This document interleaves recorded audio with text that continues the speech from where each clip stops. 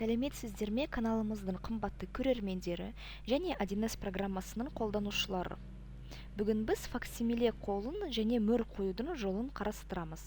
Менде бухгалтерия 8-3. Кәсіпорын тарауына кіреміз. Ұйымды таңдаймыз. Астында таңба және мөр деген бар. Мұнда оны қоюдың толық нұсқаулығы бар. Оған кіреміз.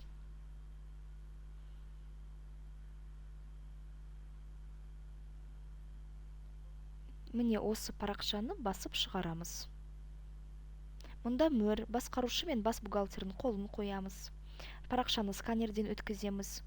Суретті PNG форматында сақтаймыз және 1С'ке жүктейміз.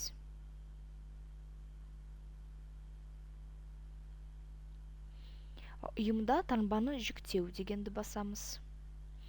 Керекті суретті таңдап ашамыз. Сосын мөрді жүктеу. Мөрді таңдап ашамыз. Және дәл солай қолды да жүктейміз.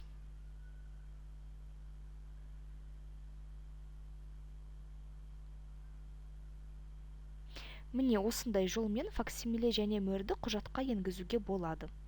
Егер сізде 1С программасының релизі ескі болса, 1С франчайзи фаворит компаниясына хабарласыңыз, біз сізге жаңартып қойып береміз. Келесі сабақтарда көріскенше.